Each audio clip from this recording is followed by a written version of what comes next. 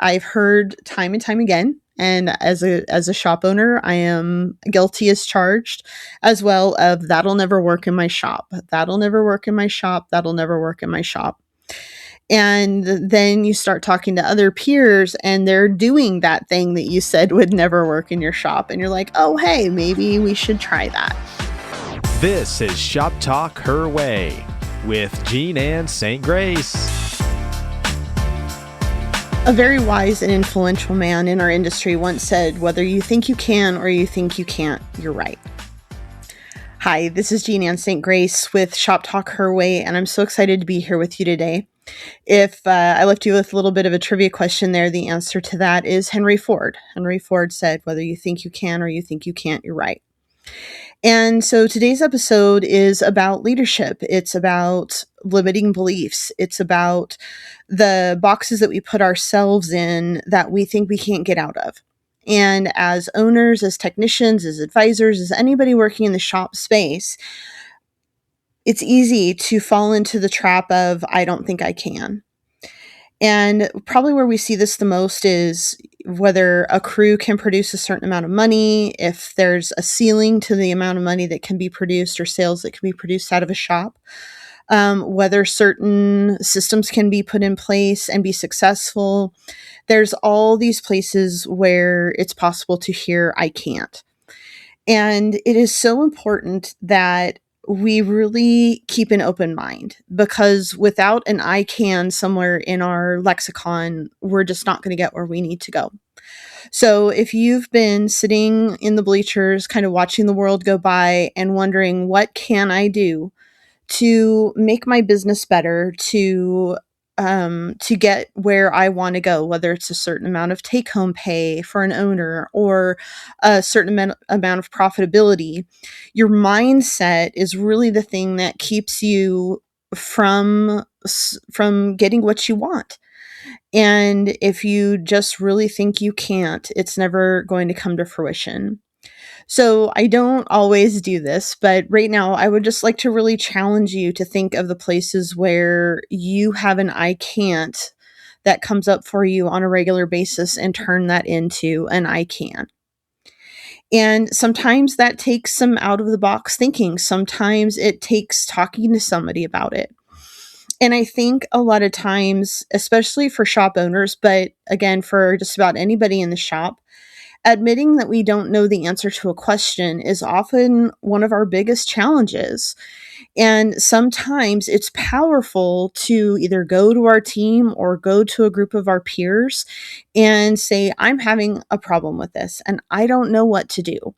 So I need to fix this problem and I cannot come up with a solution. So can you please either listen to me talk about possible solutions, or let me tell you my problem and have you help me find a solution? What I find a lot of the time as a coach and even as a shop owner was that having a conversation about it really helped to get me over whatever hump I thought I was on. So I know a couple of ladies, and each they work in different companies, but they are remote service advisors. And I was wondering, how in the world do you make that happen? Like, I cannot conceive of how that could possibly work. But these two ladies came up with a solution, and I think it's genius. Like, I think that is a genius way to pinch hit if somebody's service advisor goes down, to have them on retainer and to have them come in and handle the service advising remotely while your team member's out sick or on vacation. It's an elegant solution to a widespread problem. And I would never have thought that would even be possible, but these two ladies engineered something completely new in our industry.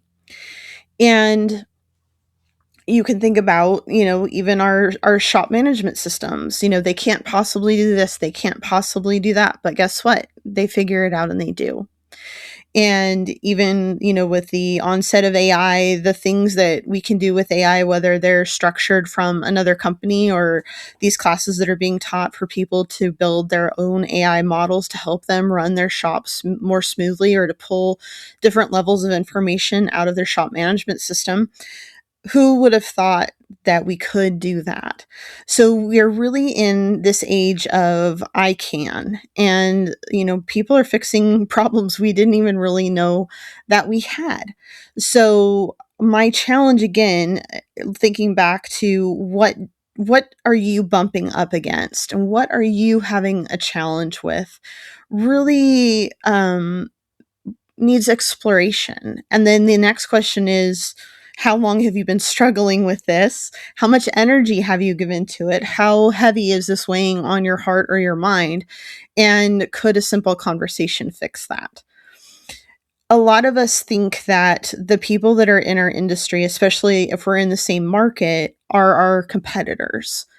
And I really, again, would challenge you to think about the people that are in your industry, in the same towns, in the same market, as collaborators. It would be nice if we were, super busy, had a crazy problem, and we could call the shop down the street and say, hey, I'm having this challenge and I'd really love to bounce this idea off of you. With, the advent of the internet and Facebook and other online forums, I think a lot of, at least technicians, have entered into these discussions of this thing is kicking my bum around the shop and I really need some help, or I found this crazy thing and maybe this will help somebody in the future.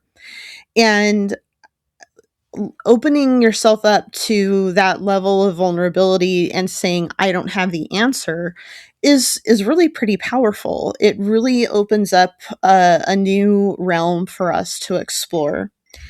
And I'm so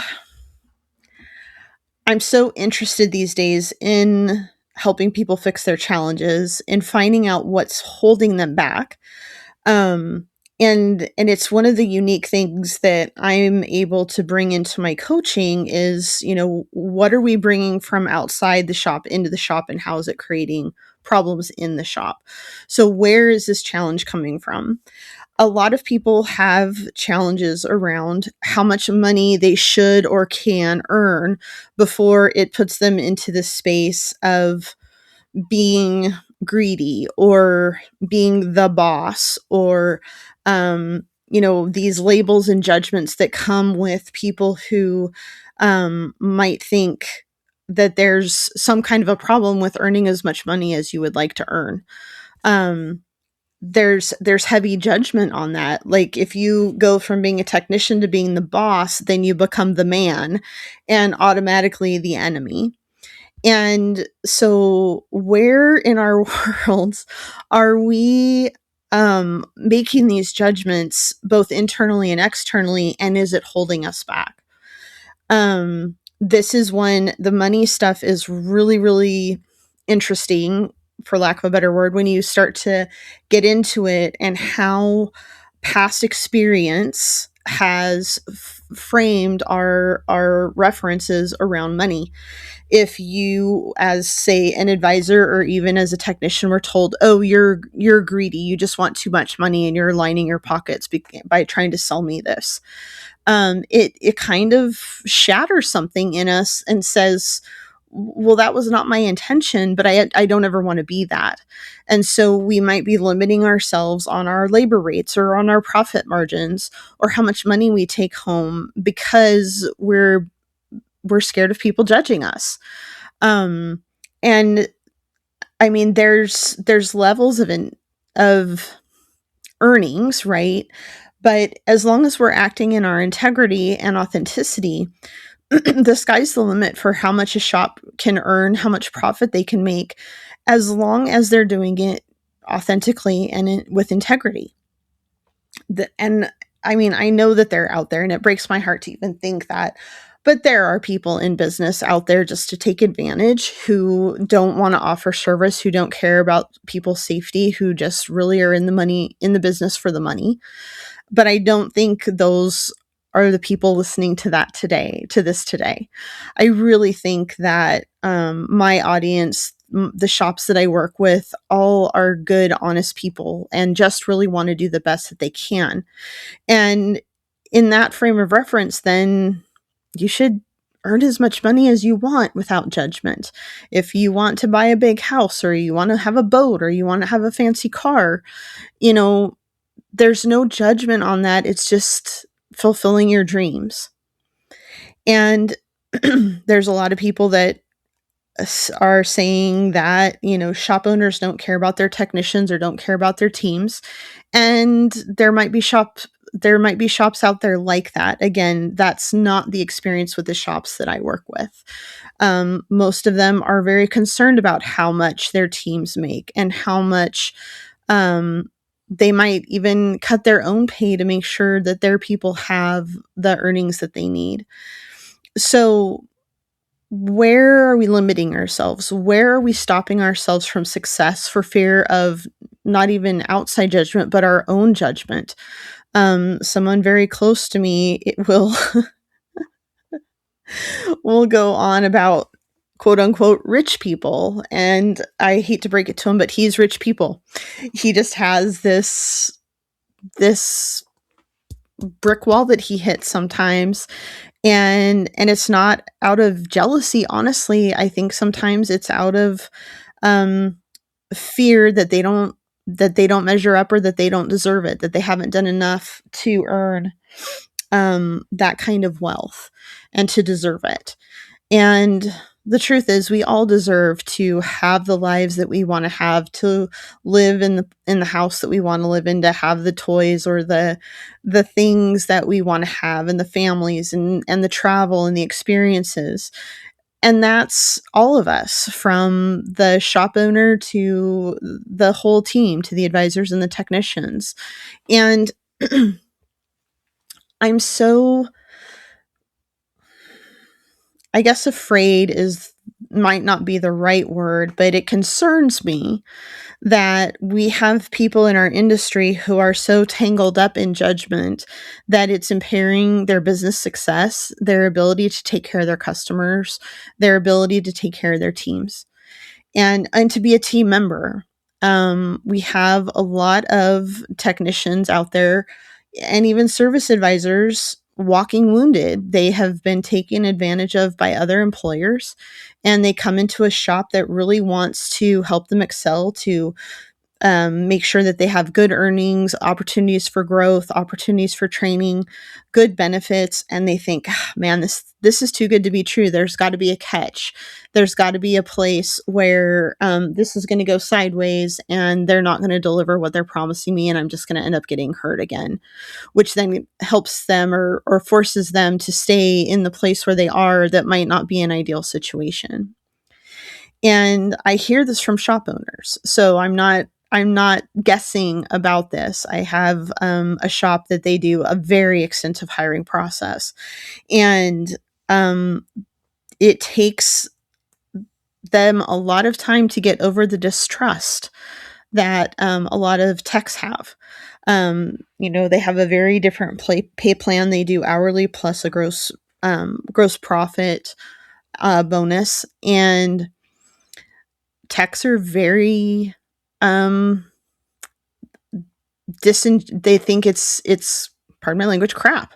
They don't understand how it could possibly work. They think that the owners are going to take every opportunity to try to screw them out of their bonuses, that they're going to nitpick the sales to death until they get out of having to pay any kind of bonuses. And it's really heartbreaking. It's really heartbreaking to think that these people have lost trust in shop owners and people in, as employers, who might actually hurt them instead of work for their best benefit. And I mean, as an advisor, and having had my own shop, I dealt with that at the counter, and everybody has, right? Everybody's had that customer who, comes in damaged. They've been hurt by other shops before. They've been taken advantage of, and they come in hard and heavy with, I only want this and I'm only going to pay this much money. And, any opportunity to build trust with them is completely out the window because of their previous experiences. So that's another area that we need to release judgment in, is to not prejudge either our customers or our people on our teams, or as team members, your owners and management, because they might actually have your best interest at heart. And as much as my clients who have this extensive hiring process, team members should take a lot of time getting to know an employer.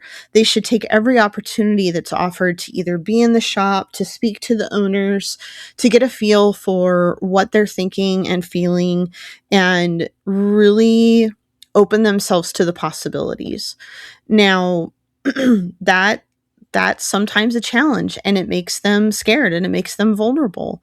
And it's hard, I think, in, let's face it, a male-dominated industry, to accept that as men, they might feel afraid, that they are eager for the possibility, but too beat down, to having been taken advantage of, having had their hand bit one too many times by employers who did take advantage of them, who promised them, oh yeah, we're a busy shop and you're going to work flat rate and we're all going to make a bunch of money. And that money never materializes. But that's something that we have to overcome as an industry. And as a participant in that conversation, we have to be open and honest both ways. I think that it's incumbent on the owners to really lay out the opportunities that are before their prospective employees, and also for the prospective employee to really take advantage of that time and learn to understand. I also think it's really important that our owners start to have a level of transparency about how money is made in the shop, because there's another group of, I think, misconceptions that, the owners are just raking in tons of cash and they're taking advantage of their team members by not paying them enough. And I'm not saying that you need to show them every single receipt and every expense, but at least giving them percentages of what it takes to keep the shop open and to keep it profitable, so that the shop can continue to run week over week and year over year. And I've been a little on the fence about sharing this, because I don't necessarily know that it's the right venue. This feels like more of a conversation during a class, but I'm just going to go ahead and throw it out there and see what conversations pop up from it. And I know that there are other coaches and other coaching companies, other models out there, but the model that I coach is that for every dollar of sales that comes into the shop, that 20% of that dollar, 20 cents out of that dollar, goes to cover labor costs for technicians.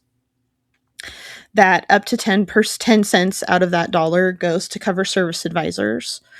Then 20 cents out of that goes to cover parts costs. So that would leave you with a 50% gross profit, sales after cost of goods sold. And I do consider labor part of cost of goods sold. And then that would leave 50 cents out of every dollar to service fixed costs, things like rent, utilities, purchasing tools, any kind of shop administrative costs as far as owner's payroll or office help payroll, all the subscriptions that are needed in the shop for shop management systems, information systems, internet, all of those things, and training. Although you could argue that training needs to be in that labor cost.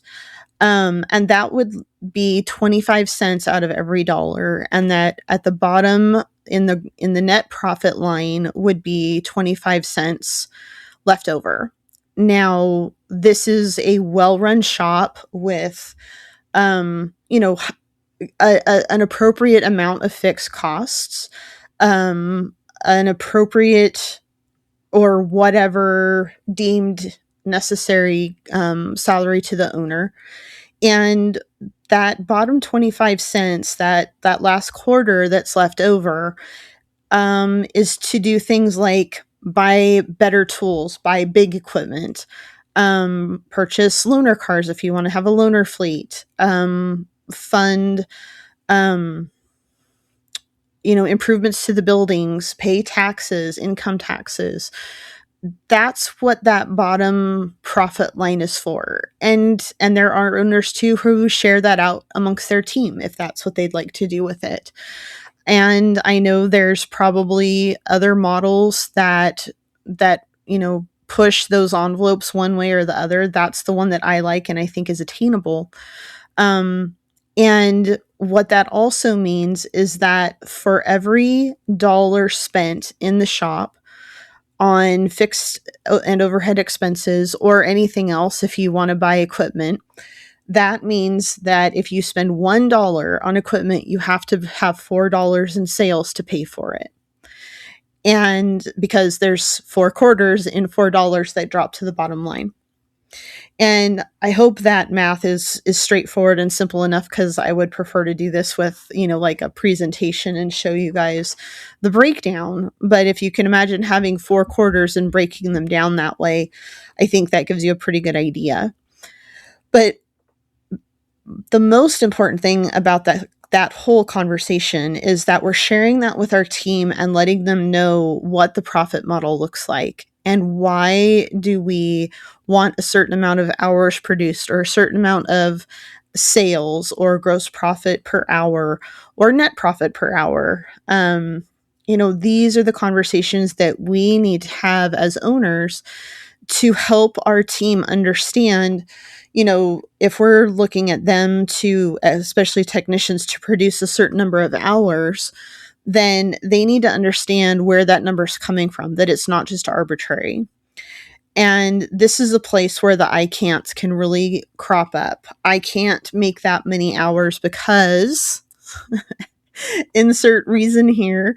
The service advisor does this, or we have to do DVIs, or we can't sell parts for that much money, or the other guy in the shop is always using this tool that I need, or whatever the reason / challenge might be to achieving those goals. We're up against an I can't. And if we're in an I can't, then we all know that we won't. So as a leadership standpoint, or from a leadership standpoint, as an owner, or even as a service advisor, or a shop manager, a shop foreman, and even as a tech, the techs can be leaders in their own right, and they can help other people in the shop understand, yeah, you can. And if everything's built out right, it would be awesome to think that we could get everybody to 100+% productivity, but a shop can be very profitable with 75 to 80% or 75 to 80% productivity if everything's structured right, if the pay plans are set up properly, and then anything in that range on up to 100% is a win-win for the shop, the customer, and the team members. So where are the I can'ts in your shop? That's really my question. When you hear somebody say I can't, or we can't, or that'll never happen, what are we doing to counteract that? Where are we coming in to say, if you think you can't, you won't, but how do we find an I can in this? And maybe it's not to go from 60% productivity to 80. Maybe we need to hit 65 several times and then move the goal to 70 and then move it to 75 and then to 80. Maybe we need to have some training. Maybe we need to do a productivity study and see, our workflows where they need to be? Are we saving the tech steps? Are we saving bottlenecks in the system by having the right parts ordered? Or is our parts ordering correct? Where in this workflow system can we create efficiencies or slim it down so that it's more of a smooth process and less turbulence? Are there outside forces that can make this a challenge? Absolutely. Absolutely. And we could all name them, right? Cars, how cars are designed, weather, corrosion, wear and tear, parts availability, parts reliability, parts authenticity. There's a myriad of challenges that are out there that will, bottleneck a shop. But if we can take the I can'ts out, then do we move through those moments with less turbulence? Does everybody move through it with a lot more grace and ease and be like, oh, well, then this is our process. We're going to follow our process, and that's going to get us through the situation. And I think this is definitely a leadership position that we need to take, that we need to be the I can. And it's kind of funny now that almost every conversation about leadership comes around to culture and engagement, but it's true, because as the leader of our shops, then we need to be the ones in there cheerleading and letting them know, hey, this was a bump in the road. We're going to get where we need to go. We just need to take a little detour here and we're going to get there. But we need to do that on a day in, day out basis. We need to be the ones setting that tone of, oh, well, there's a challenge, but we're going to get through it. We have a team, we have processes and procedures, and we're going to get there. And it's easy. And don't get me wrong, I've been frustrated too when, everything seems like it piles up, everything seems like it goes wrong. And that energy of frustration will ripple through a shop. Humans are essentially prey animals, and we have a tendency that when one person starts to panic, then the rest of us start to panic, and then everything really really goes in the dumps, and everybody just seems like they kind of lose the plot. So it's really important as leaders to pull the team together, have a cheerleading session, and be like, hey guys, this happened, these several things might have happened. And by guys, I mean guys and gals, that we had this little setback, or we had a series of setbacks, but you know what, we're going to reset and we're going to keep moving, and we're going to do this again now or tomorrow or whenever you decide to have the team cheerleading session. And it's so important for us as leaders to believe that. And so we have to really challenge ourselves, really dial up our game, and really believe that these setbacks are minor, that we can overcome them, and that as a team, we're going to get through this and move on to the next thing. So really start looking for the I can'ts in your shop and get your team involved in how they become I cans or we cans. And then start to watch the progress. If we're not measuring, then nothing really happens. If it's not written down, it doesn't exist, right? So take a benchmark. If it's for sales, on this day, take a benchmark and see, okay, these were our sales and our new goal is this, and we're going to implement this one thing. And you have to be willing to pivot. I've heard time and time again, and as a shop owner, I am guilty as charged as well, of that'll never work in my shop. That'll never work in my shop. That'll never work in my shop. And then you start talking to other peers and they're doing that thing that you said would never work in your shop. And you're like, oh, hey, maybe we should try that. And so I encourage you again to, when you're catching yourself using those nevers, won't, can't, that you examine why you think that's the truth. And also when you're bumping up against how much money your shop's going to make, how much you as an owner is going to make, how much your team might be making for wages and bonuses, think, wow, these are awesome numbers. Not, oh gosh, that's ridiculous. Or, oh, people are going to accuse me of X, Y, and Z. You know what? it's nobody's business but yours. And so don't get caught up in the dollar figure, get caught up in what those dollars mean and what opportunities they bring and how that makes big differences in the lives around you. Don't get caught up in the this will never works. Get caught up in the this will work for me. So I'd like to take just a minute to thank the sponsors of the podcast, Worldpac and Worldpac Institute. Worldpac has been an industry partner for however many years, I don't even know, but a long time, bringing quality parts and service to our industry. They've also committed to making an investment in our industry by offering the Worldpac Training Institute, where they offer everything from free 1-hour weekly classes for our management owners and technicians on up to, evening and weekend classes that they do charge money for, but they bring to our cities and towns to help our teams get better and across the board improve the industry. So I am super grateful to have Worldpac and the Worldpac Training Institute as a sponsor. They've been an excellent partner to me here, and then they've also been an industry partner out there in the world where you guys are turning wrenches every day and serving customers. So I want to thank them especially. So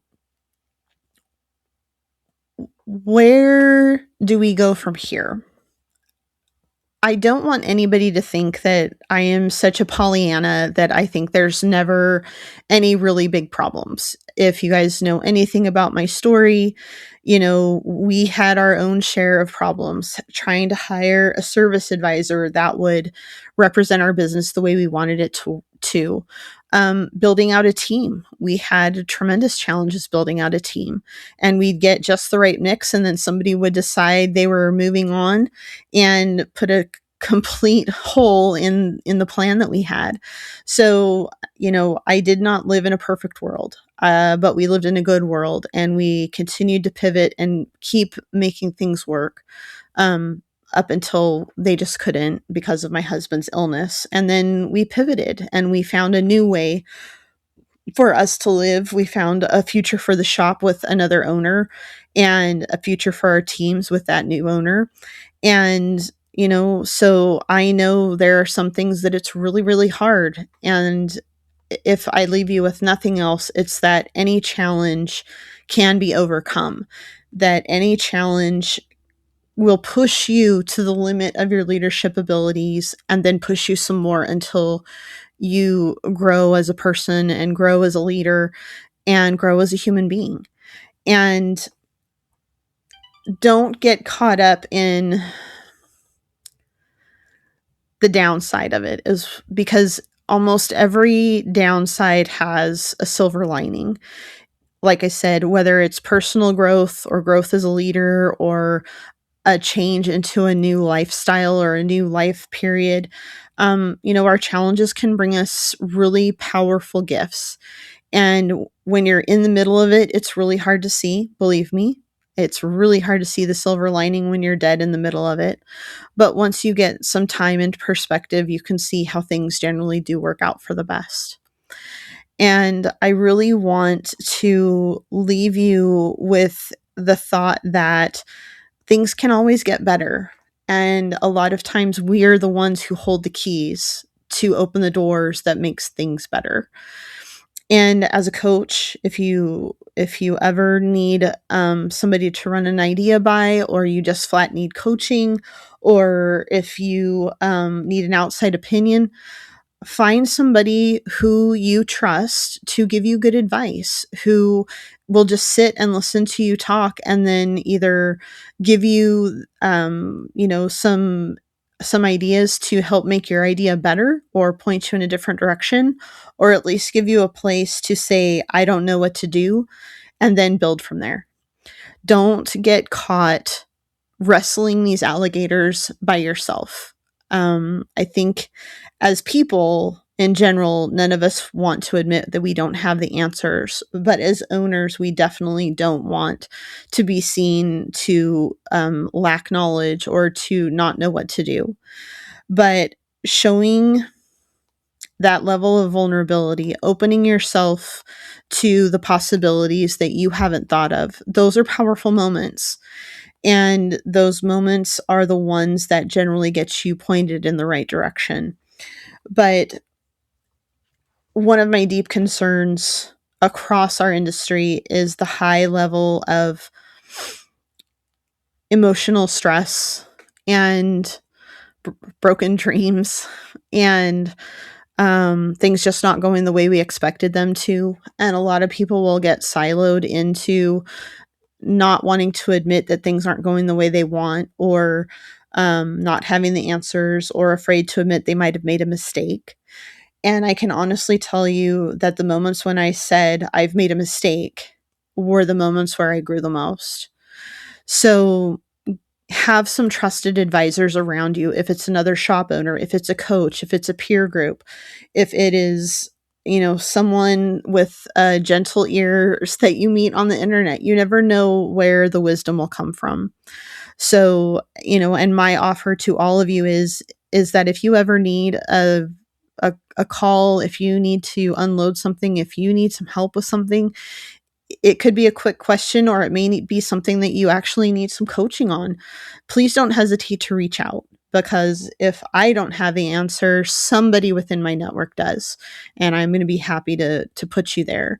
And I guarantee there are other people out there who, are going to be happy to answer that comment on a Facebook page or in a forum, or pick up the phone if that's what's needed and be like, how can I help you? There's a tremendous number of good people in this industry. And if you are faced with the challenge of a lifetime, then you are not alone in that. That there's a shop owner out there who's been there and done that, or a coach who's been there and done that, or some human out there who has gotten through the same challenge. And their solution might not be your solution, but at least you know that you're not the only one and you're not alone. That was my experience when we were in coaching with our shop and had a 20 group, where we had trusted people around us who were, with varying degrees of success, implementing processes and procedures that we were challenged by, and getting their ideas. Also hearing somebody say, oh yeah, I've been through that. This is how I got through it. And to know that you're not alone. But as most of you or some of you know, that our industry per capita has a very high incidence of suicide. And hopefully we can all agree that no matter how bad things are in the shop, there's a solution that is not that. And I would much rather give anybody a half hour, an hour or two of my time if the difference is that, or them harming themselves irreparably. So I know that's a little bit of a serious tone, but I think it's a serious subject, and I think it's something we need to talk more about and make sure that our brothers and sisters in the automotive industry have the support and the care that they need, and that nobody gets stuck in a bubble or in a vacuum or in a silo that they can't get out of. And they take those kind of matters into their own hands. So with that all being said, thank you for joining me for this episode of Shop Talk Her Way. A little bit related to the profit model that I talked about, I am offering what I call Profits on Target. And it is a 4-week intensive coaching program where I help you find the holes in your accounting system versus your shop management system, find ways to improve the accuracy of the transfer between the shop management system and your accounting system, and then also to build out a profit and loss that works for you. And I have, unfortunately, been in the position of finding some pretty large discrepancies. And even under the eyes of an accountant, sometimes those things slip through the cracks, and they can have large ramifications within the business, not only for tax purposes, but for other businesses.